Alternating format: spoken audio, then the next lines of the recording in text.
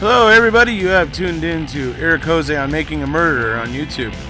I cover virtually any aspect of making a murderer. I go over the evidence, the documents, the photos. So if you like, stay tuned, and in the future I'll have many more videos besides the one you're about to see.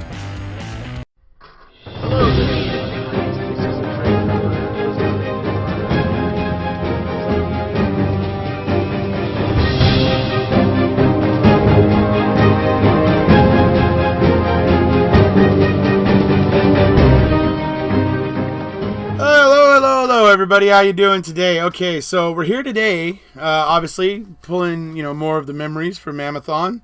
Some of you may have noticed that Tracy posted her interview with Michael Caccini, so that's something people can go check out. But this is going to be my discussion with 7 pairs of panties on my channel for MaM-A-Thon, and it's very interesting stuff. But I will say this though, I mean. Before we get to 7 pairs of panties, there was a feeling after MaM-A-Thon ended last night. The energy had been so great, and it had been such a successful event and everything, and the camaraderie and just all that stuff. It was awesome, and people were actually missing it once it was gone and everything. And I think Stacy Seabrook himself embodied this perfectly with a little clip that he uploaded, and I think it just embodies the feeling perfectly. So we're going to go ahead and show you that real quick before we get into it. Nobody's live? Nobody's live?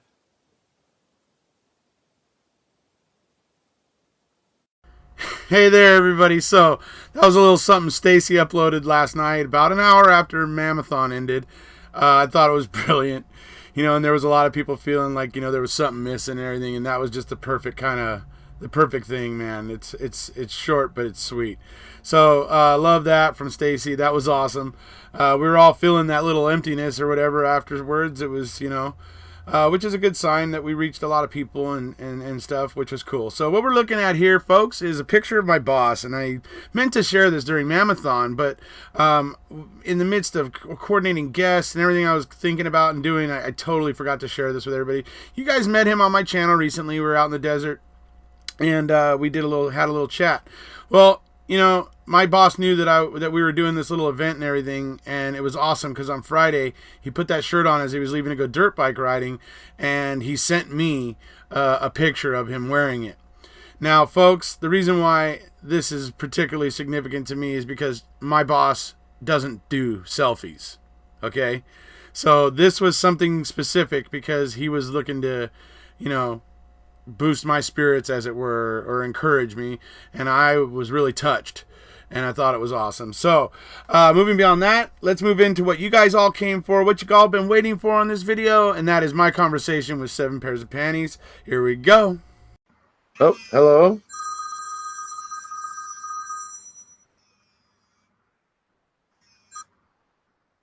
Hello.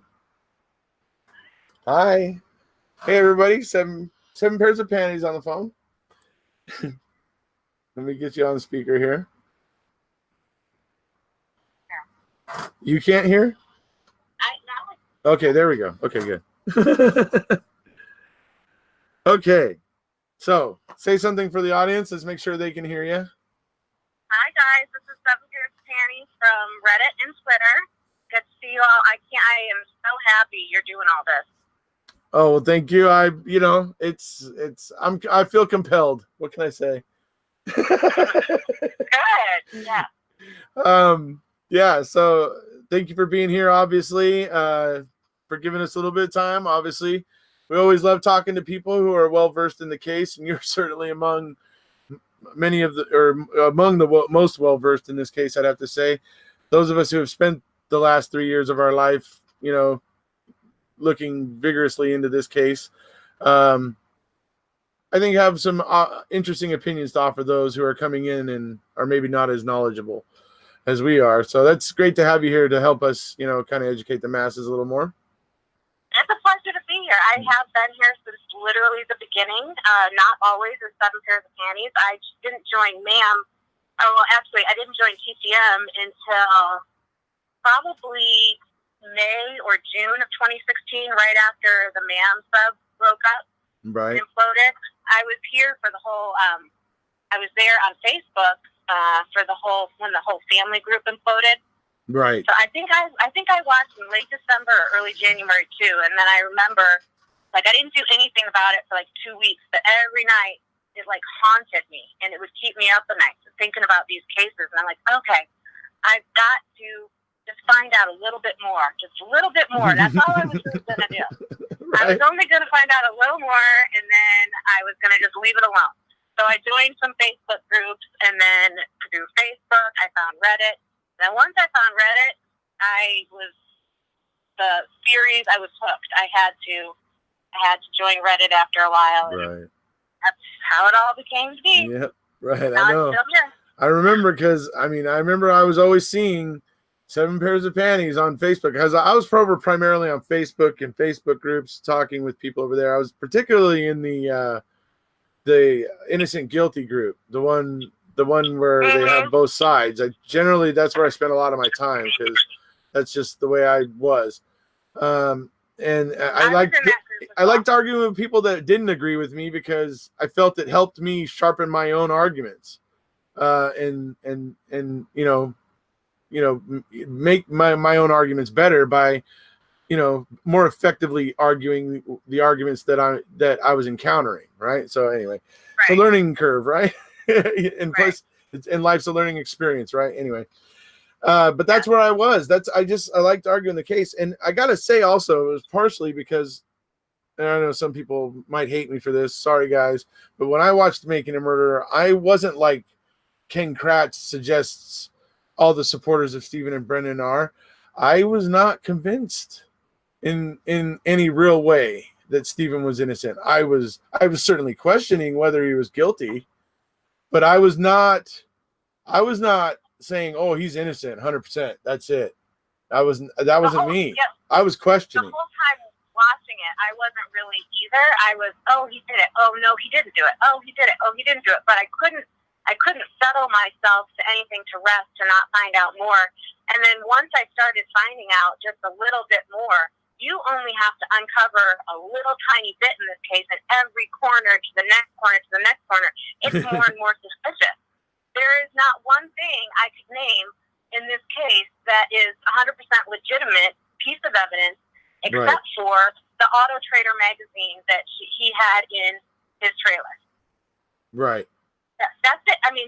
He legitimately had that. She legitimately was there. That's all that I can really see that is 100% legitimate. Yeah. Right. So.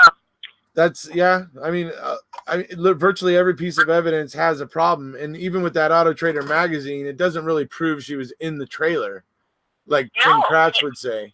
It doesn't. Well, then if she was in his trailer, then she was in the Zipperer's house too.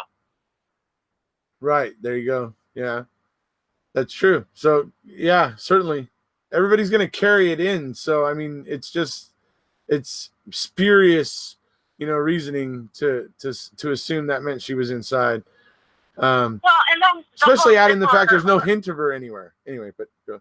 Well, exactly. And the whole story about the whole Zipperers is very odd to me and very strange that this woman didn't have a definite appointment with them, and yet she walked into their backyard to find them when she hadn't got a hold of them by phone. Right. Who does that? It is odd, and especially considering it was from another department. It was kind of an iffy lead to begin with. So she was working awfully hard for an iffy lead. Right, that she wasn't even going to get paid for unless they committed to it. Exactly, right. That's what I meant by iffy, right? So, but yeah, definitely, right. So she has no guarantee of getting paid, and yet she's going to a lot of, trouble. So that is odd. Yeah. Lately, I think what's interesting is, we debate with the guilters so often, but they walk back a lot of their claims. Their claims are kind of fluid, if you will, whereas they shouldn't be. It changes over time. Like they used to always say, I'll come back to this later, but they used to always say she was identified by a forensic dentist.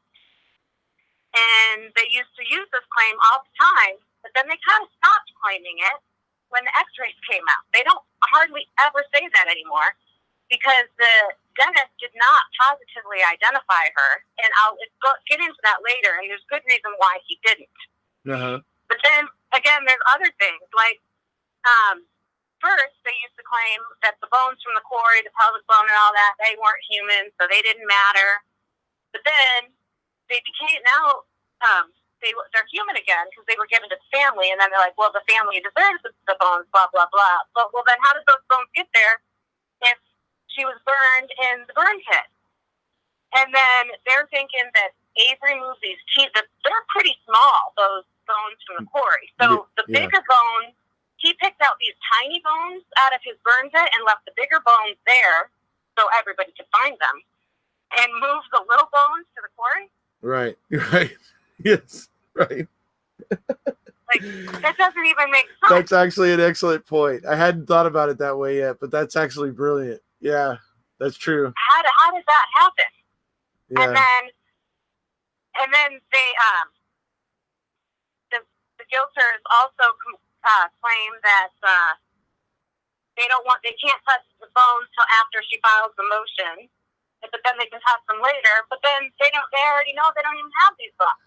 Right. Okay, so before we go any further, I want to go ahead and say, everybody, this is 7 Pairs of Panties from Twitter and Reddit. And I want you to go ahead right now and explain to everybody why your name is the way it is, because I got to say, one of the greatest things about talking about you is the looks on people's faces when I say your name. Okay, well, like I said earlier, I was not always on PCM or Making a Murderer. I was a Facebooker, and I was a lurker on MaM, Making a Murderer, the original site. And right before I was trying to find, because the MaM imploded, there was a great post on Making a Murderer about how they were questioning Brendan about the underwear. Was it this color? Was it that color? Was it this? Was it that? And they had the 7 pairs of panties collected from her home that they never used to test for anything, which they should have. Right. Because at one point they were just identifying to a soda can. And they never used these panties, but I really think that they were going to try to plant a pair of panties had he just committed to a color. Were they pink? Were they purple? Were they blue? What were they? And he never did. Right. And so that's how I ended up with my name. So because they went in and collected 7 pairs of Teresa Halbach's panties as part of the investigation, which is inexplicable to this day because there doesn't seem to be any legitimate reason for it, because they didn't use them for anything and all that. So that's the whole spirit behind the name. For those of you who are wondering who she is, that's who she is. That's the spirit behind her name. So I was just wanted to say that because there was a lot of people asking kind of who you were and stuff. So I think that's pretty good explanation. I've gotten so much crap for my name. Actually, over time, you should see some of the strange followers. I have a lot of followers on Twitter, but a lot of them are legitimate. But some are not. Some are really, really weird. Like, I have men wearing women's thongs all scary trying to follow me because of the panties. I have my picture with all the panties, and then they must think I'm some strange panty freak because they obviously don't know about the case. And so I just block those people. Yeah. But I get some very strange people trying to follow me. Yeah, I'm going to put up an example of one of yours. Oh, my panty pictures? One of your profile pics, yeah. Okay. If I can find it. There it is.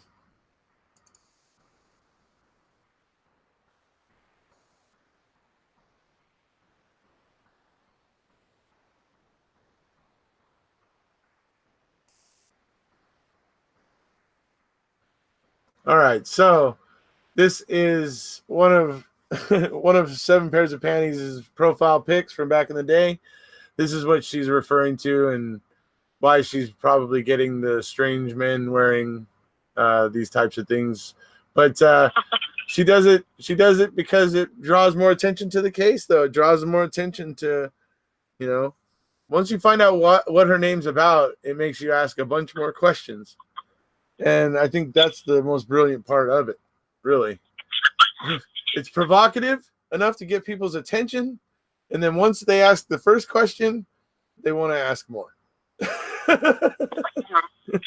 guess so. Anyways, yeah, absolutely. Yeah. I remember last year, I was at Raleigh last year, and I brought up some tweet you had done recently with some of the ladies outside of the hotel where we were staying there. And I brought up one of your tweets, and so one of them immediately, like Hinda Sound was at reacting here in the chat, was we're just like, oh, what is that? What is she? What is she? Why did she use that name or whatever? So I'd explain. Well, Calumet County, when they went in, they collected 7 pairs of Teresa's panties. Some were soiled, even some were, all this, and they were just like looking at me like, oh, what? Like they hadn't really I guess they hadn't permeated them before, and they were just like, really. And so the next thing you know, there was about 3 or 4 of them tweeting all about it. The next day, it was really funny, and yeah, just the way people react to the name, it shocks them, and then they get curious. So anyway, I had no clue that if my name was going to cause the things that it's caused or the attention that it's caused. But I do remember that when I made the name, back then, everybody on Making a Murderer and TTM Reddit sites were going kind of by case-related names. Like we had Pam of God, and there was Detective Weaker, and there was a bunch of other people on there. And I had 4 names picked out that were all case-related, and I had a list of them, and I wish I would have kept that list, because it would be interesting, because I can't remember for the life of them, except for 7 pairs of panties, what else I was thinking of picking. But it'd probably be funny to know that now. But right, yeah. No clue. But, another thing that guilters used to say all the time that I find really funny is that, and Ken Kratz used this too, and I think it's absolutely despicable, because they almost convicted him on so much of perception. The public needed to have this perception of what he did, and it was untrue things. Yeah. And Ken Kratz even puts in his book that Stephen Avery called Auto Trader on 11/3, saying that Teresa never showed up to his place and that he doesn't appreciate people calling him and accusing him of things. And they knew then that from phone records that it was not Stephen Avery. Right. That it was Stephen Speckman. And they knew this, but yet they used, because it was kind of like a good storyline. So they went ahead and used this to their advantage. And what are the odds that it was another guy named Stephen as well? How many Stephens did she need to see that day? It's absolutely ridiculous. Right. It's very coincidental. There's so many coincidences in this town. Too many. It's mind-boggling. Just the fact that the depositions being stopped by Cork and Vogel are just in the nick of time. Yeah. I don't know about that. And they also, the fact that he put that actual lie in his book is just kind of shows you he will use whatever unproven, what he says is a fact, but a lie to his advantage. Right. Yeah. Oh, anything. Yeah. Oh, yeah. Kratz will say anything. I mean, and that's exactly the opposite of what a prosecutor's job is, right? To seek truth and justice. But I mean, just looking at the difference between the Avery and Dassey trials, you can tell truth wasn't the concern. Certainly wasn't the concern. Right. Yeah. So. And the guilters used to also say, but the bullet that was shot through her head was found on the floor and blah, blah, blah, and they cleaned a spot and they had bleach and all this crap. Well, come to find out that bullet cleaned out the bone and put head. wooden paint, right? Yeah. That bullet never went through her head, and now they're like, well, it probably just went through flesh, and that's why it doesn't have bones. Well, are you kidding me? Then why didn't we find a bullet in the fire pit? Because then it would have been in her head where she was supposedly burned, but it's not. And those damn rivets, those blue jean rivets, how the hell did that survive more than her teeth? Yeah, yeah. It barely, if you really look at pictures of it, which I have, it looks like someone put it over a burner. It's not even burned that badly. Yeah. And teeth always outlast bones. You could have a body go through cremation, and sometimes teeth are left behind. Right. I've always heard that the teeth they hold up very well to the high temperatures in a fire. I agree.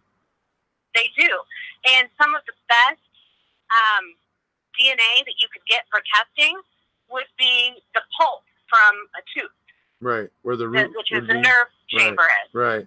And there was a tooth that had a crown intact, which leads me to believe that there was a root underneath it. It was, I think a canine is what it was a cuspid maybe. Canine or cuspid that they had.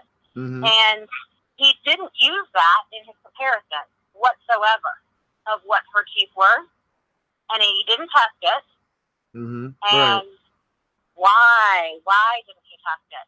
If he had so little to go on with these teeth, you would think anything they had that was full would have been something that you would add to the test. Now, cuspids, they're not that identifiable compared to molars, but when you have the root structure, sometimes it can curve a little bit. Some can be super long roots, some cannot. You could be measuring these things and say, oh yeah, that measures exactly to this tooth number, or no, it doesn't, or this curves exactly the same way. And in fact, I think I have, I gave you a link to Simli's photos and x-rays. Do you have the link to that? The link to the ones on Stephen Avery or the ones on Imgur? Let's do the ones on Stephen Avery first. Okay. For the ones that are actual, there was photos and x-rays. Yes. Hold on. Let me screen share it. Here we have it. And unfortunately, you're not in the Hangout with me, but I'm screen sharing this. You know what? I'm on my phone, but I'm also on my laptop too, so I can see it. Okay. And in that, they're claiming that this is tooth number 31. So stay right on this picture where you are right now. Tooth 31 is in the lower right-hand corner of your mouth. Okay? So what they're saying there is that top picture is a buccal view of tooth 31. That buccal is your cheek side of your mouth, okay? It's a buccal swab, right. Right, but the tooth 31 in the back of your mouth, do you see on the upper hand, right-hand corner, how it kind of comes up, curves to a point? That's the root structure of that tooth. Now, that should be curving downward. If you're taking a picture of it, and tooth 30, if it's truly tooth 31, it should be curving downward when you're looking down at it from the buccal view. Okay. Okay? Right. Same thing for the lingual view. When you go right underneath it, tooth 31, that root portion should be curving towards the back of the mouth, which would be towards the bottom left-hand corner of that lingual view, right there, that second little picture. So that is not curving the right direction to be tooth number 31, in my opinion. Okay, so then you go down to the next picture, and they're saying that's the occlusal view of the tooth. That is not the occlusal view of the tooth. That is, they're looking at it from the side. There is no occlusal portion of this tooth that they had. And you can go down, now you can go down a little farther. You can see that the x-ray they turned over is completely whited out, and the molars on both sides of the mouth for the panoramic x-ray are whited out, and you cannot see tooth 31 or 18, which, okay, so let me explain to you. Tooth 31, when you read an x-ray, would be on your lower left-hand side of the picture, even though it is on your lower right-hand side of the mouth. If you read x-rays, opposite. Right. Okay? And so then you say the same thing on the x-rays, the closer up of the x-rays of number 31. They're also in the position that they're showing them look like they should be 18. Every dentist that I've talked to, hygienist, everybody else, I'm a dental assistant, take x-rays and work with teeth and work with dentists every day of my life. And this, in our country, we read x-rays the way I'm describing. Even if this was straight view, like maybe 5% of the dentists in the whole country ever use it. Nobody uses that anymore. Nobody. Even if they were taken that way, you would still have the photograph, like we mentioned in the very beginning, should still be going in the right direction because those are photographs. Do you see what I'm saying? Yes. So none of this makes sense. And then you go down a little further. You pull it down, okay, of the tooth in question. And you can kind of see, can you go down a little further to that next one where there's two? Okay. Wait, where there's two? Wait. Yeah, so I'm here. They're all those are fine. The roots in question don't look right. They don't look identical. And I know I gave you an imager file that kind of F. Wardy did on one of, I think it was on Tita's post that was just amazing. Kind of overlaid the x-rays, ante-mortem, which is before death, and post-mortem of these x-rays to compare them. And you can see they're not the same. There are definite differences. So when the guilters used to say they forensically identified her by her teeth, they didn't. And he did. And I admit that Simley stopped short of saying, he was saying it's close. Well, close is no cigar when you're talking about this. Now, could it be her tooth? I would say if those are her bones, it's her tooth. But I do not know conclusively.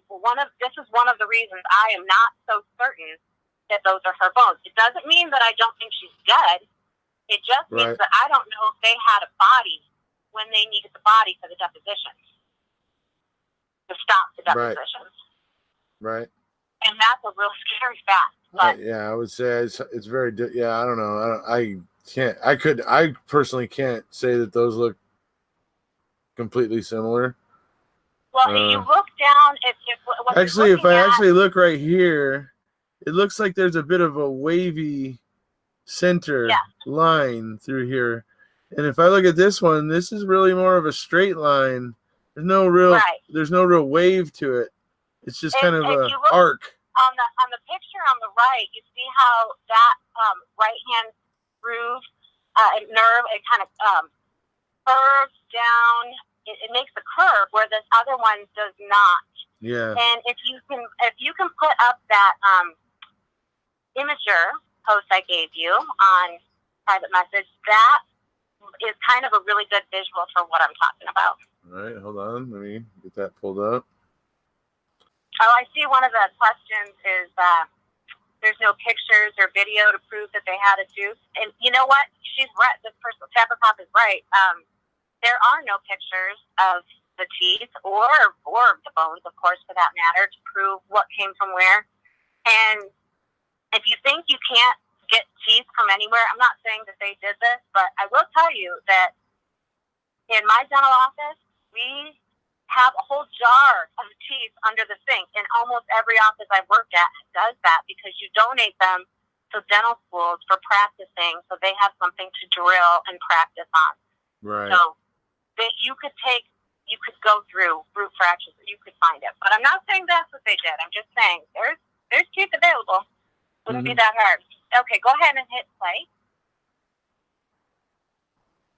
on that.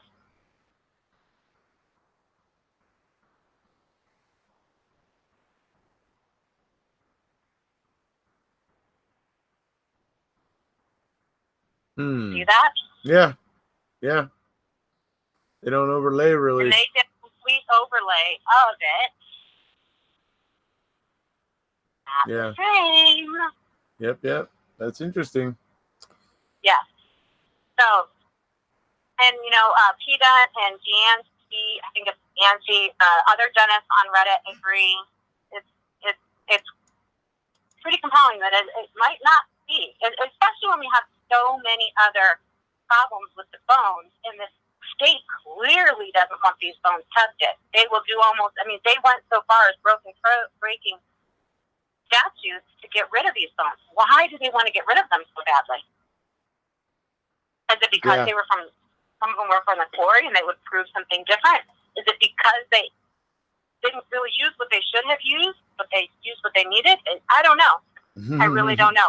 It gives me more questions than answers. Right. And you would think that I should feel definitively that those are her bones and she's dead and somebody did it and blah, blah, blah. 3 years later, and I can't give you a definitive answer, and that is pretty messed up. And I have read literally everything there is that has come out in every dispatch tape, and everything, photos. I've done everything, and I still can't tell you with strong conviction. I should have very strong convictions on if those are her bones or not, but I don't know. Yeah, I understand what you mean. But that's the story of supporting in this case and researching in this case, though, is that every question leads you to 3 others, and you're just. Every time you think you're getting close to a potential answer, there's there's obstruction or there's just ridiculous nonsense. Just like I said, every question leads to 3 more, and it's I don't know, frustrating. It's the case with the most rabbit holes you could ever think of, and as soon as you start getting bored, something else happens. There's something always new. A new document comes up, a new motion comes out, like Kaczynski gets arrested. Something happens in this case that is just always makes people stand by and watch. And I think that's what. Yeah. And that's just what it is. So I don't know. I've been in and out. I'm not like some of the other Reddit posters. I am much more of a commenter than writing a lot of big, long Reddit posts, mostly because I can't stand the formatting thing. I'm not going to put all that. I just don't do all that. So I'm much more on Twitter, where it can be short and sweet and whatever. But does anyone have questions for me or anything like that? We can ask. Does anybody have any questions for 7 Pairs of Panties? While I go ahead and ask about this. So, one of my favorite tweets by you was really, really funny after MAM-2 came out, and you talked about your boss coming out of his office and screaming something. I want you to tell everybody the story. Yeah, my boss. Okay, so. My boss comes out of the office, and they do know I follow this case. To what extent they know I follow it, I'm not quite sure. But anyway, my boss comes out of the office, and he asks me, "Hey, does the name Kathleen Zellner mean anything to you?" And I'm like, "Yeah, why? Did she call me?" And he was like, "No, why would she call you?" I was like, "Oh, no, never mind." And then he was just like telling me, basically had just read some stuff on the case, but I was so flabbergasted that he even brought her name up that the only thing I could think of is, how do you know her? Did she call here? That was the first thing that came to my mind, and which she doesn't know who I am anyway, so how would she call? But anyway, it was just very funny. But but hey, it shows the reach of MAM-2. It got some people's attention, right? And this is he's a very conservative, older, religious dentist that isn't someone that you would expect to be involved in the taking any interest in this case. It was very funny to him to come out of his office and say that. So he was reading something online about Kathleen Zellner. Yeah, absolutely. Anybody heard of this Kathleen Zellner? Oh yeah, dude. What do you think happened to Teresa Halbach? Russell Gatton asks. Oh, so is he asking for my suspect? I guess he's asking for your favorite opinion, I guess. My favorite suspect is Bobby Dassey. Okay. For reasons, and I know you guys are close with the family, but I I tried to kind of stay a little back from the family because I don't want to have any. I don't want to have to, if it comes down to that someone in the family is guilty, I don't want to be able to not go there and realize that. So, right. Bobby Dassey lied about everything, pretty much everything that day. And Bobby Dassey puts himself right as she's supposedly leaving, and he puts himself armed. He's armed. He's going hunting. So he's the only one with the weapon right then. His phone records don't seem like he did what he said he did. How him and Scott saw each other or didn't see each other, it's all very strange. Him going late to work. He said he came home after hunting. Lane said he didn't come home after hunting. He wasn't there all evening. People spotted the reports of teenagers spotting two men in the quarry burning something on Halloween night. I'm sure you've heard that. I think I have, actually. I think it's been a while, though, but I think I have, yeah.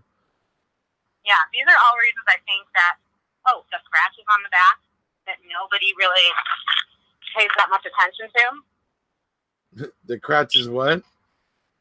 I said the scratches. Scratches on the back. Yeah, right. And then on top of that, of course, the computer stuff and the fact that BCI wanted to hold that and hide it.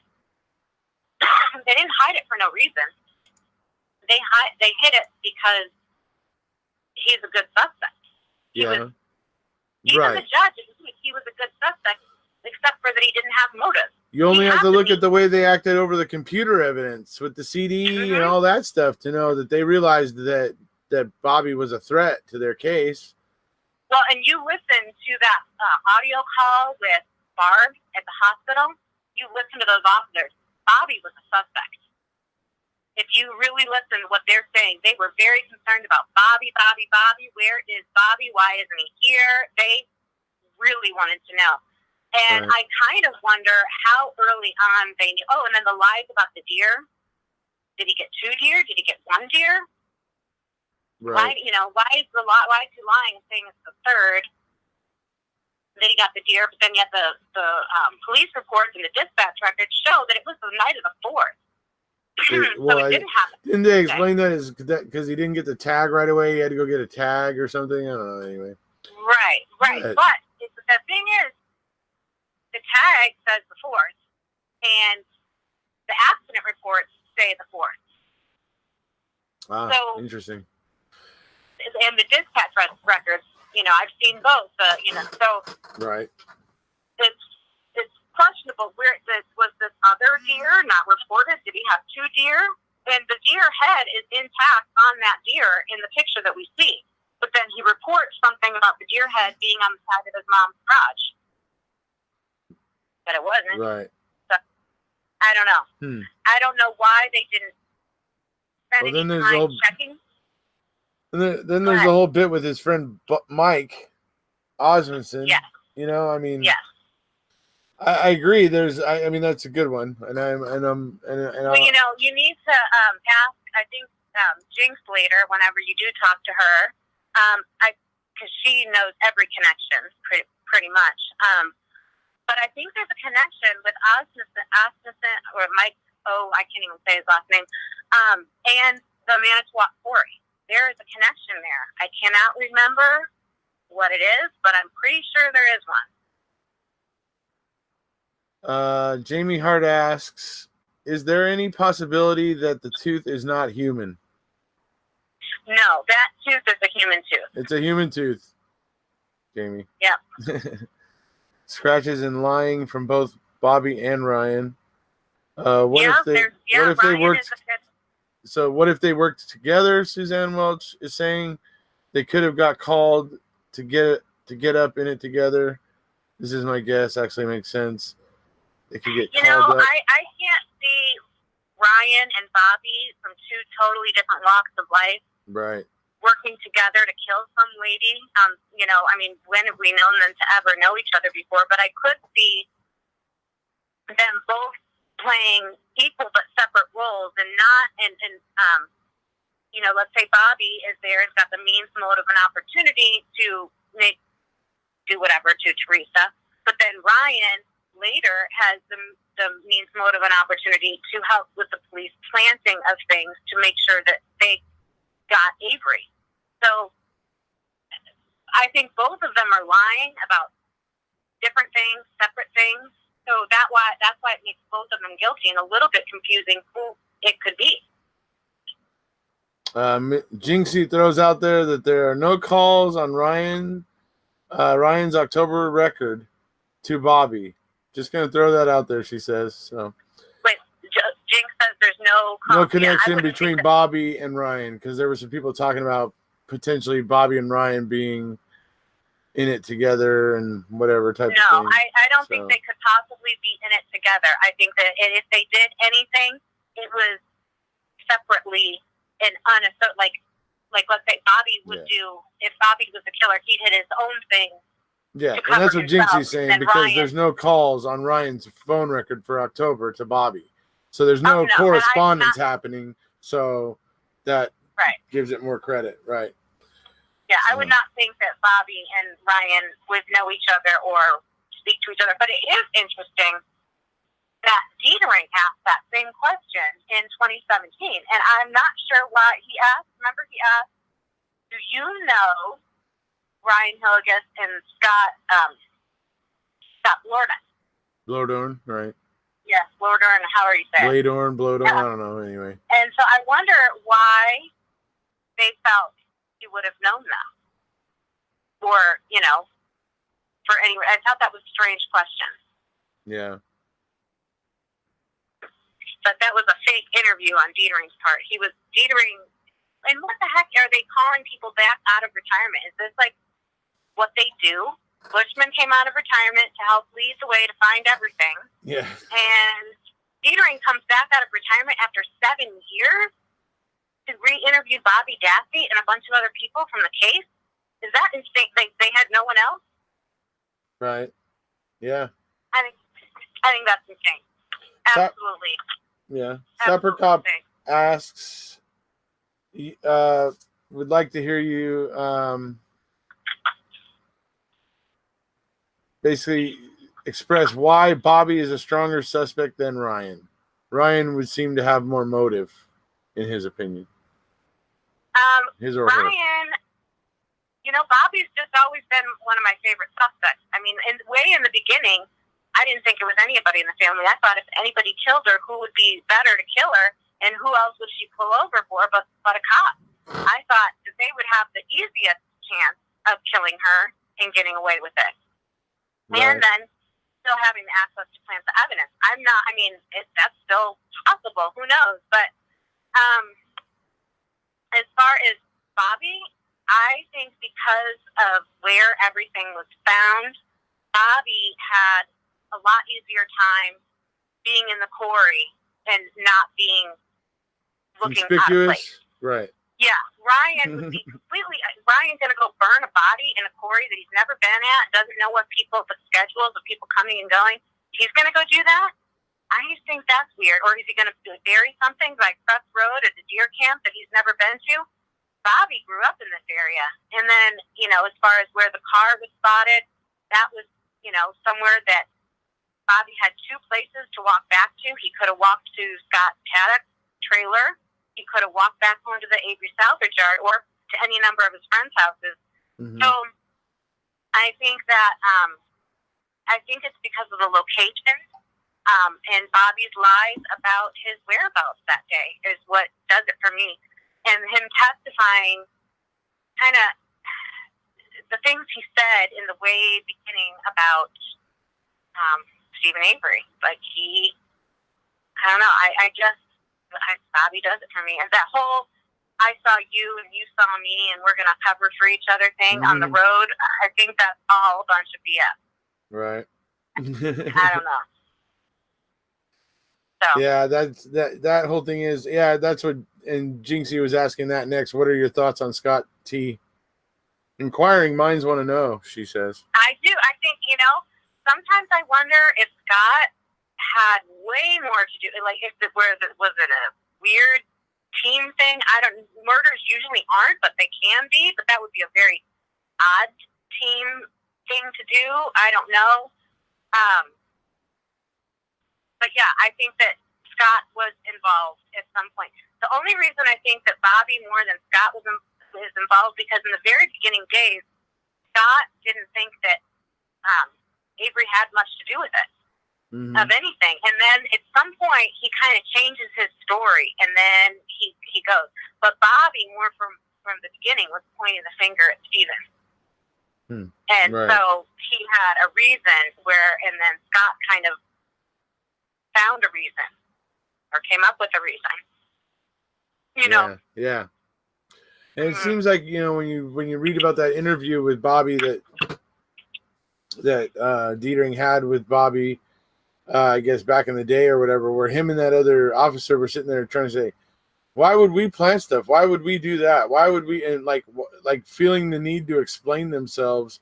And I don't know, it was a really bizarre conversation where it was all one-sided. They were basically like asking, or talking, and Bobby's really responding in one answer, one word answers like a yes, no, or a grunt, or kind of thing.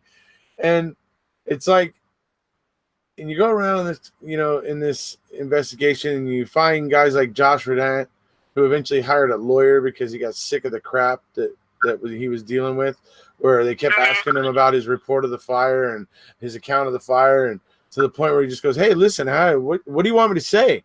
And I'll say it, and suddenly they go, oh, wait, okay, maybe we've crossed the line here, right? So then now Redant doesn't do anything without his lawyer. I think these things all speak about the conduct of the investigators. Yeah, the conduct is no good. And my eyes are not completely off Josh Redant at all. Basically because of Cuss Road, the deer camp burn barrel, and him talking about the fire. But I mean, he did say a lot of things in the affidavit to KZ that will, definitely help in the right direction, especially about the big lights he saw on the night of 11/7, which the next morning is when the bones were found in the burn pit. I think they found something, and they were moving something at night, personally, possibly picking out the best pieces, like the skull fragments and stuff like that, the most identifiable pieces, right? Yeah, pieces of evidence to plant. I've always thought that since I heard it, but he's not my top suspect by any means, but he's not completely off my radar because of everything. And then it's very strange that I can't remember which body it was, Sukui or whatever, but some other body was in another decade was found on Brandon's property in their quarry. Right. And that's just ironic. Here's another one. So yeah, it is odd that they taped off. I remember they taped off the Redant deer camp, the barrels and stuff, and that there is actually something reported to have come from there. That's But I it's think just that like what is happening here? I mean, if here's the way I look at it. This is kind of, I think, what TikTok was saying last night. It's like, even if Steven did it, why is this happening? Why would he do this? I mean, like you were pointing out, why is he picking up the tiny bones and leaving all the big bones right in his own fire pit, right on his own doorstep, and then going and depositing little bones in, the Manitowoc County gravel pit, a burn barrel over in the Redant. So it's, I mean, to try to believe the scenario of Steven doing it is very strange and farcical. And I think it's really another one of the reasons why I eventually came around and decided that, I felt Steven was railroaded and most likely innocent, and that we really don't know what happened because the investigation was biased and ridiculous and piss poor. It was completely ridiculous because they have evidence and they know that body was mutilated and cut up prior to burning because of the cut marks on the bone. Right. They know this.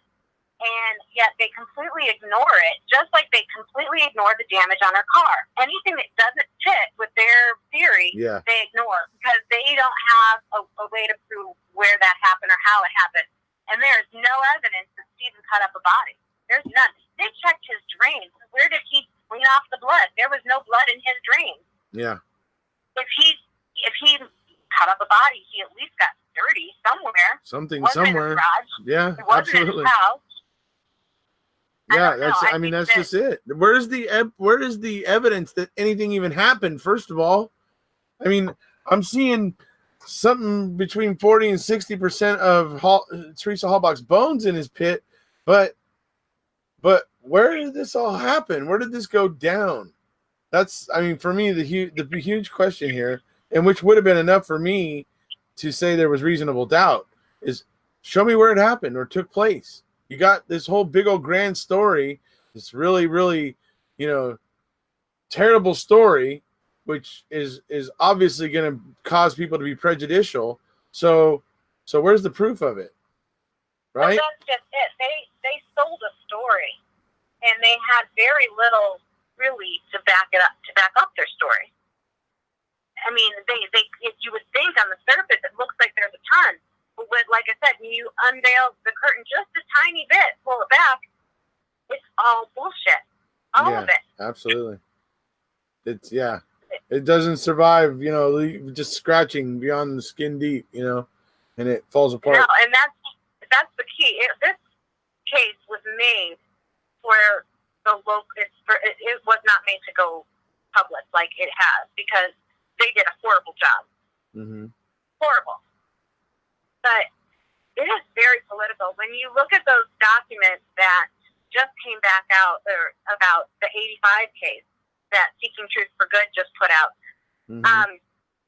it's really interesting that basically then Governor Jim Doyle, who was then Attorney General Jim Doyle, was the one that denied his appeal with the fingernail scraping. So, and then when he got out, this man was the governor.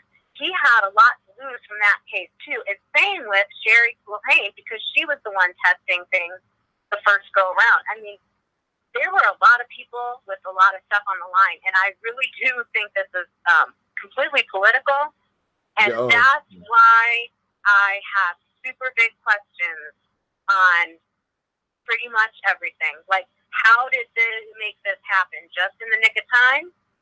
I mean, everything is too much of a coincidence for me. So, yeah, I lean a lot of different directions, it could be every different day of the week. Like I said, I should be convicted about everything, but I'm not. Right.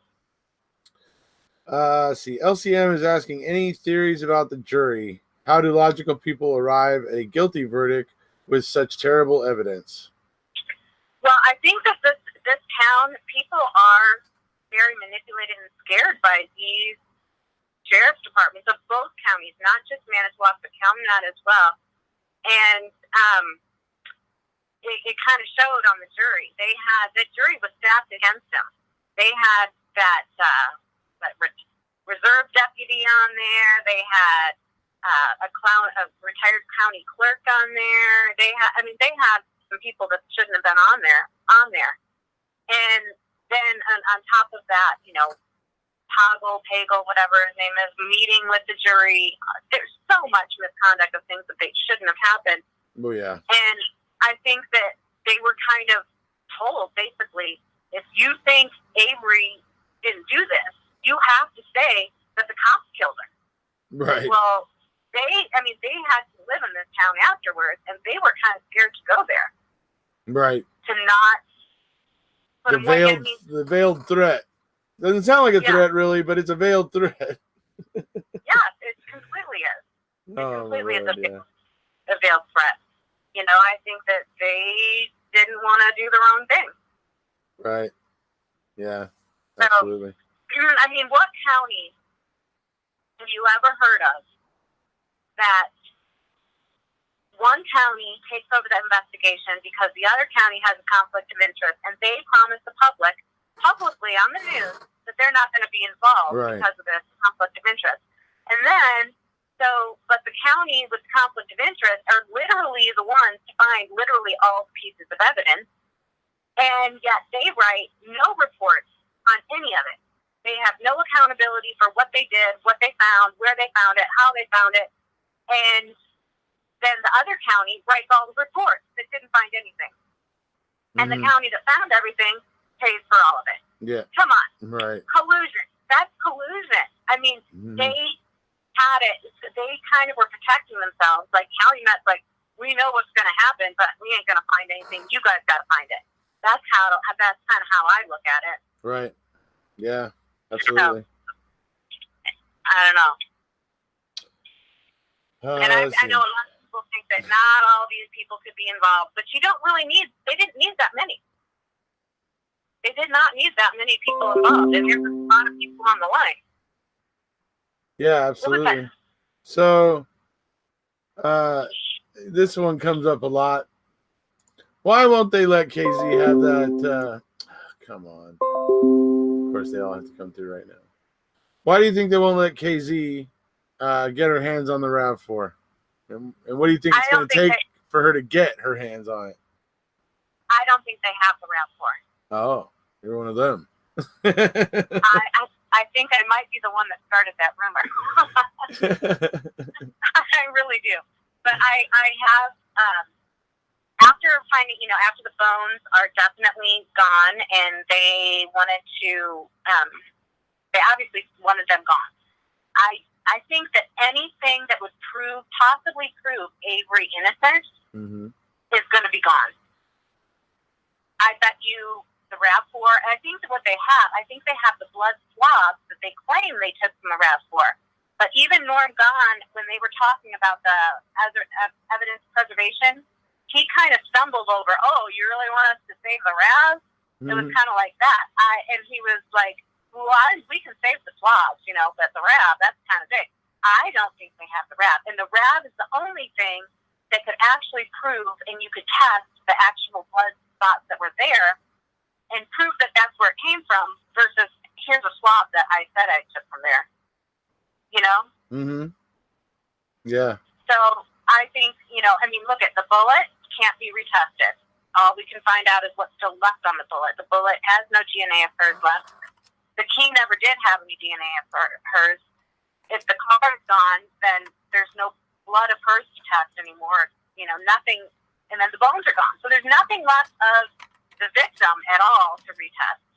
And then as far as Stephen Avery, there's a bunch of stuff that should have been retested. There's and could lead to someone else. There was male DNA on the plate. There was male DNA on item CX in the quarry. There is blood, number H23 on the back of the cargo door. Yeah. We don't know whose that is. It wasn't Stephen or Brendan's, and there was 8 unidentified prints on the RAV. We don't know who those are, and so there's other evidence out there. Whether any of those few things of evidence still exist to test, to show anything, I don't know. But I do find it very suspicious that Mark Wiegert was driving around and had the tire cover that had obvious palm prints and fingerprints on it in June of 2006. That should have been turned over, immediately. Yeah. Oh, yeah. But I can say that Andrew Colburn and James Link's fingerprints were taken out for viewing and testing twice out of the ledgers, according to the ledgers. Yes, but, right. I don't know. Yeah. So I would like to know whose prints those are. I would like to know whose blood that is. Sure. It wasn't Stephen. It wasn't Brendan. Absolutely. Yeah. I mean, how the heck did they not? I don't know. But this happens in so many cases, though, too. I mean, where they make so little effort to find out whose fingerprints are on things. Like, if the fingerprints don't come back to the person they want it to come back to, they hide them, lose them, stick them in an evidence locker or whatever, and forget about them. And then, as in the Stacott Davis case, folks, case I follow, They eventually get lost when they bring charges 8 years later, along with 49 other pieces of evidence, including blood they believed was the killers that didn't match Scott. Scott's defense team never got to get access to that. So, but yeah, I mean, it's just bizarre that they don't test these prints. It's or that they do the funny things they do. I mean, when it could be a very viable way of figuring out who is involved, and they ignore it. It's for me very telling when you see that. Well, in this case, they needed it to be Stephen Avery. They really did need it to be him. I can't hear you for a second. I don't think. Oh, better? Yep, I can hear you now. Okay, great. Yeah, I think they needed it to be Stephen Avery. Like, they needed it so badly. So they did everything they could to make it be that and ignored anything else that could point anywhere else. Right. Confirmation bias, they call it, right? Anyway. Yeah. Yeah. Well, I've already taken up an hour of your time. Yeah, absolutely. If we do need to allow Jinxie to come in, it looks like Ripper's going to come on here at some point here as well. He just showed up and Wait, Ripper, that's the one that that's Clash of Clans, right? Sorry? Is that Ripper is the one that burned a llama on his property? Yes, that's him. That's the one. He used to be hey, Ripper. He used to be Clash of Clans is the way we knew him. He did the original Colburn call video where he slowed it down. And I remember him from Facebook way back. And you too, I remember from way back, but it's a long time. Yeah. Right on.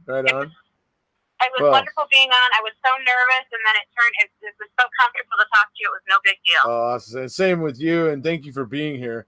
I think everybody has enjoyed your, everything you've had to say. It's been very positive. We're at 150 viewers, and we've been hanging right there around 150. So it was a pleasure to have you here. Obviously, everybody likes, your take on the case. We'll maybe have to try and revisit and do this again sometime. Okay, thanks. Well, we'll maybe. Talk to you later. Bye-bye. Bye. See you later. All right, so there we go, folks. That was 7 Pairs of Panties. Those of you who don't know, follow 7 Pairs of Panties on Twitter. She's great.